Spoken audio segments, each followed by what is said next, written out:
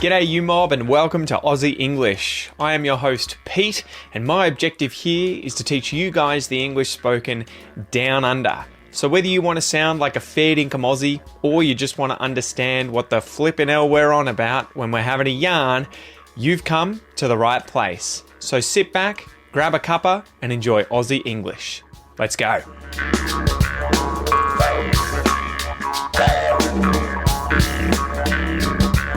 G'day you mob, how's it going?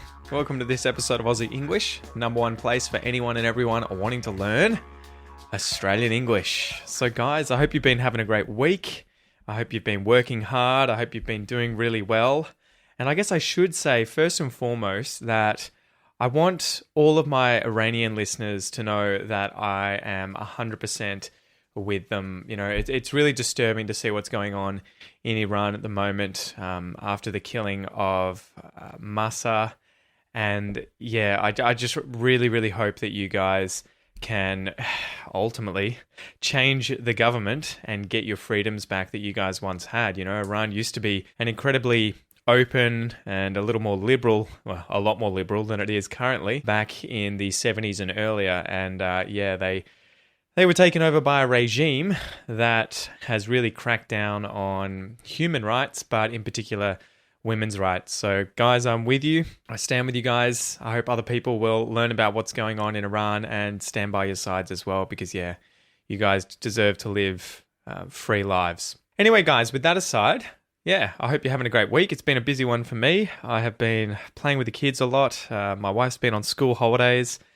And it is funny, as soon as you as soon as you're not at school anymore, as soon as you finish high school and you start going to university, even after that, really, you sort of get out of the loop. Before you have children before you have children, you don't really remember or know when all these different holidays are. And it is something that I, until recently, had been totally out of the loop with and never, you just suddenly go outside and you're like, well, there's kids everywhere. What are the kids doing here? What's going on? Oh, it's holidays. So yeah, that's something that I'm going to have to get used to again in the coming future when my kids start going to school and everything and having holidays. But my wife, because she works for a music school at the moment, they follow the school term as well. And so she has holidays just like kids do now. So she's enjoying herself at the moment, living her best life. And we're about to move house as well. That's probably less than 2 weeks away. I think we have settlement on the 10th of October. So it probably means that as of the 10th of October, we are able to move into the house. And that's exciting. I'll have to share more about that and the process and what it's been like trying to purchase our first house with you guys in the future. Anyway, let's get into the Q&A, the question and answer. And this one comes from Parissa. So she asks, why do you think a Republican is better than being part of the Commonwealth for Australia? So this is obviously a question that was asked because the Queen recently passed away, rest her soul, and everyone's been talking about whether or not Australia should become a republic. And that would effectively be where the monarch is removed from our head of state and we are no longer beholden to them and we are our own country. So at the moment, we're part of the Commonwealth. So, effectively the head of our state is the Queen, or it was the Queen, now it's the King. So yeah, I looked into this and to be honest, there'd be no real noticeable difference in terms of daily life besides perhaps superficial things like the money having the monarch's face, that would be removed from it, and perhaps the royal family would be spoken about less frequently by the media here in Australia and by the average person who's, a bit of a royal family pundit. The only real difference would be that the Queen would no longer technically, or the King would no longer technically be the head of state, under whom the Governor General would, have control of the leadership of the country. So you'll know that if you know Australian history, go back to when Gough Whitlam was our Prime Minister. He came into power, and then because he couldn't shore up the numbers and get a solid government coming forward, the Governor General ended up removing him from power with the permission of, I believe, the Queen at the time.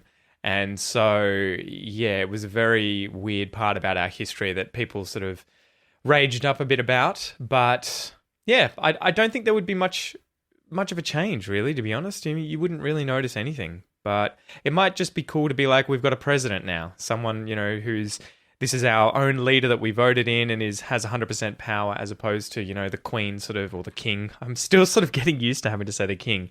The Queen, the King, the monarch being on the periphery there and still having a lot to do with Australia. So let's get into the joke, guys. Slap the bird.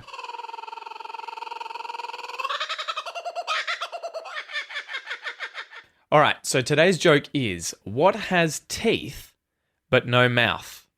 And I guess it's more of a riddle than a joke, right? What has teeth but no mouth? What would have teeth but no mouth? Are you ready? A comb! A comb, right? The implement that people with hair, people unlike myself, use to... Yeah, what would you say? They use it, they pass it through their hair to untangle their hair. I want to use the verb, they comb their hair with a comb, right? But it's the same word as the noun that I'm trying to define. So a comb is something you pass through your hair to untangle it. A comb. So there you go. What has teeth but no mouth? A comb. And we call those little, I guess they would be metal or wood or plastic points on a comb. Normally there's dozens, maybe 100 or so on the comb. We call those teeth. Okay, so that's something that has teeth but no mouth, a comb. All right, let's go through the different words in the expression, a kick in the teeth. A kick in the teeth, and then we'll define it, talk about the origin, give you some examples, go through a pronunciation exercise, and then the little listen and repeat exercise at the end. Okay, so the word a, it is an indefinite article, so we use it in front of a noun that is a singular non-specific thing. So if I look out my window, I can see a fence. Maybe I can see a dog, or I can see a cloud, right? It's non-specific. It's not important that it is a specific one of those things. It's just, there is one of those things out there. I can see a dog. A kick. This is a blow or forceful thrust with the foot. So perhaps you're a bit of a horrible person and your dog farts. And you kick the dog, right? And we have that kind of expression in Australian English. I remember when I was young, I used to obviously, fart in front of my parents or whatever. And my dad would always be like, Pete, kick the dog, mate. And he was suggesting that I should blame the fart on the dog, right? So if he heard a fart or he smelt a fart, he might turn to whoever he thought did it and say, Pete, kick the dog. Kick the dog, mate. At least try and pretend like it wasn't you. All right. In something. So a kick in something. This is a preposition, right? In something. And it expresses the situation of something that is or appears to be enclosed or surrounded by something else. It is in it, within it, inside of it, in. This is the definite article. So a singular thing this time, but it is a specific thing. So if I look out my window, I can see the fence that surrounds our house, right? It's not just a fence. We don't have many different fences, and this is one of them that surrounds our house. We only have a single one, so this is the specific house. The ice cream that I bought today was chocolate. I only bought one ice cream, and it was chocolate. It was the ice cream that I bought. The ice cream I bought was chocolate. If I'd bought several ice creams and one of them happened to be chocolate, I might be like, this is an ice cream that I bought, and it is chocolate. All right, lastly, guys, the word teeth. I'm sure you'll know what teeth means. Each of a set of hard, bony, enamel-coated structures in the jaws of most vertebrates used for biting and chewing. So humans have roughly 32 teeth. A shark's mouth is full of razor-sharp teeth. All right, so the expression, a kick in the teeth. This one is somewhat self-explanatory. It's kind of obvious what this means. A kick in the teeth is something that is very shocking and disappointing, right? It compares something to being painful, discouraging, humiliating. It's just not pleasant. It's, about as fun as you would imagine a literal kick in the teeth would be, right? Not nice. Now, I looked up the origin of this expression, and it led me to languagehumanities.org. And they said there that kick in the teeth is one of a large number of idiomatic English expressions dating back to the 18th century, which relate to being kicked. The song Ain't That a Kick in the Head, made famous by Dean Martin, uses kick in the head to refer to a sudden shock, while kick in the pants has a similar meaning. Similar to defeat an opponent is to kick his butt, while to summarily eject someone from a business is to kick that person out. So we have a lot of these expressions with kick. But yes, a kick in the teeth is something very shocking, unpleasant, or disappointing. So let's go through some examples of how I would use this expression in daily English, all right? So I'll give you a personal example. I went to high school with a guy who ended up becoming one of my best friends. So I think we met probably in the first week or so of high school and became friends all the way up to second and third year of uni. So we used to play in bands together. We loved music. We hung out all the time. We went to parties. We had all, similar friends. And in second, third year university, I ended up getting a girlfriend and we moved in together with 3 of my other friends from high school. So there were 5 of us in this house, me, my girlfriend, and 3 of my other mates from high school. Unfortunately, after 12 months or so, my girlfriend and I ended up breaking up. And 2 weeks later, I found out that my best friend, the one that I talked about previously from high school, was suddenly in a relationship with my ex-girlfriend and had pretty much moved into the house where I once lived with my 3 other mates as well. Neither my girlfriend nor my supposed friend, who was now in a relationship with her, told me about what was going on. And I ended up finding out through one of my mates who was living there after a few weeks. Needless to say, that was a kick in the teeth. It felt like a horrible betrayal of my friend, not to mention my ex-girlfriend, to do that. It's like, guys, at least wait a few months, right? You don't just get out of a relationship with someone and then start dating their best friend within weeks. So yes, that felt like a huge kick in the teeth. All right, example number 2. Imagine you're a talented athlete who competes in the 100-meter sprint. So you've trained all your life as a kid up until your early 20s, and now you've become so good that you have won all of the competitions in your country, maybe state competitions and then national competitions, and you end up going to the Olympics to represent your country. So you get there, you get into the finals, only to end up losing and coming second by the skin of your teeth, right? So you only just lose by the skin of your teeth. So you come second best, and second best in the world is nothing to sniff at, right? It's nothing to be disappointed with. It's an incredible achievement, but it's bittersweet and it feels like a real kick in the teeth. You came so close to winning. You worked your entire life to get there to hopefully win a gold medal at the Olympics, right? That is the creme de la creme. That is everything that you've ever wanted, but unfortunately you just missed out and came second. That would feel like a real kick in the teeth. Example number 3.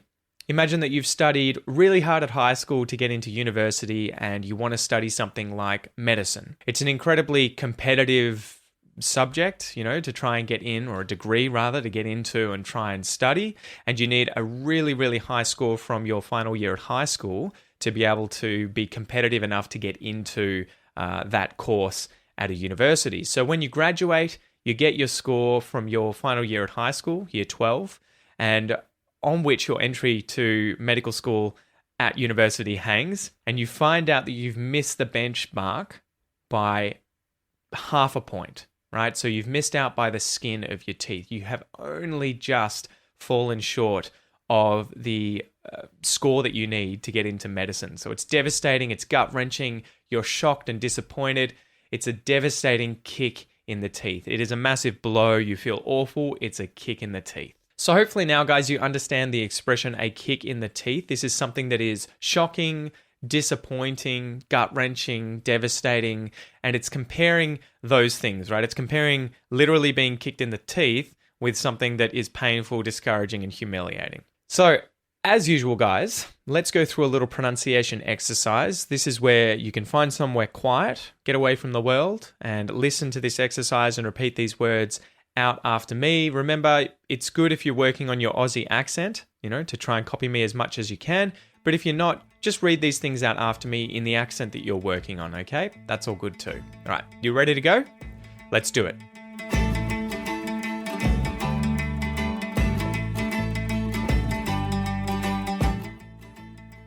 A kick. A kick in. A kick in the. A kick in the teeth. A kick in the teeth. A kick in the teeth. A kick in the teeth. A kick in the teeth. What I said felt like a kick in the teeth.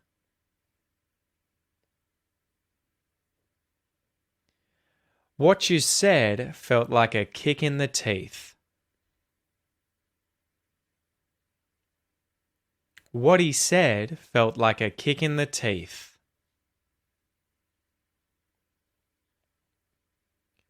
What she said felt like a kick in the teeth. What we said felt like a kick in the teeth. What they said felt like a kick in the teeth.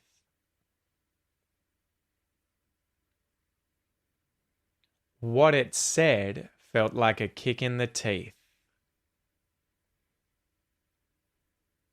Good work, guys. Now, there's a lot of connected speech going on there. You'll hear things like what I, what he, and what it. And you'll notice that we're turning the T at the end of the word what into a T flap when we link to another word that's starting with a vowel sound. What I, what he. We're saying he there with the H deletion, so we don't pronounce the H. What he, and what it. What it. You'll also notice us muting a lot of these consonants at the ends of words. So muting the T at the end of the word it or felt. And the same for the D at the end of the word said. What it said felt like a kick in the teeth. What it said felt like a kick in the teeth. Instead of saying something like what it said felt like a kick in the teeth. That's something to really work on. And as I always say, guys, check out my Australian pronunciation course if you're trying to learn these more advanced aspects to pronunciation in English. If you want to learn to mute these different consonants, how to link these different words together, consonants and vowel sounds, go over to aussieenglish.com.au/APC, sign up, follow the course curriculum. I've helped thousands of students improve their pronunciation and sound more Australian with this course. And remember that you've got a 30-day money-back guarantee. So you've nothing to lose by signing up, giving it a go, and trying it for 30 days. If you decide in that first 30 days it's not for you, I'll give you your money back. But ultimately, I just want you to go check it out and get out of it as much as possible if pronunciation, and Australian pronunciation in particular, is something that you're working on. And then I guess lastly, we should talk a little bit about linking the words like-a and kick in, right? So like-a, kick in, like-a, kick in, like a kick in, like a kick in the teeth, like a kick in the teeth, like a kick in the teeth. There you go, guys. All right. So now let's get into the last little section here where I'm going to play a clip from a famous Aussie film called Priscilla, Queen of the Desert. And I had a look online. You can actually purchase this film on YouTube if you want to watch it. So it's probably a couple of dollars if you want to go and watch this film. It's a classic Aussie film. I love this. I watched it. I think it's from the 1990s. And it's about two drag queens and a transsexual who take their act on the road in Australia. They have several adventures and uncover deep secrets as they travel across Australia, entertaining homophobes and enthusiasts alike. So it is a very, very interesting film. I reckon you should give it a look. Even if the subject matter is a little touchy for you, it's worth sussing out and learning Australian slang, Australian expressions, and our sense of humour. Okay, and you might also learn a little bit about homosexuality in Australia in the 90s and bigotry as well. So anyway, the rules of the game here are that I'm going to play this clip for you 2 times, and your goal is to listen to the clip and try and write down the words that you hear being said, okay? So get a piece of paper and a pen, sit down somewhere. I'll play it once, I'll give you a little pause, I'll play it again, and then if you need to listen multiple times, you can obviously rewind. And also, don't forget that if you want to check your answer, either grab the free PDF download for this episode, which you'll be able to get on the website on this episode page, or if you're a member of the premium podcast, you'll have the transcripts for all these episodes, and the text will obviously be transcribed in those transcripts so that you can read it and see if what you've written down is what you're hearing. Okay, and you can sign up for the premium podcast at aussieenglish.com.au/podcast. So anyway, are you ready to go? Here's the first playthrough. I think you're overreacting. Really? Yes, you're just being a drama queen. You're going to have to drop all that shit if you're going to be a good father. All right, good work. So how did you go? That was a little bit of a long one. Did you get all of it? Time for the second playthrough. I think you're overreacting. Really? Yes, you're just being a drama queen. You're going to have to drop all that shit if you're going to be a good father. All right, so that's it for today, guys. I really hope you enjoyed this episode. Thank you so much for hanging out with me as usual. I really appreciate it. And I wish you guys an amazing week, and I'll chat to you later. See you later.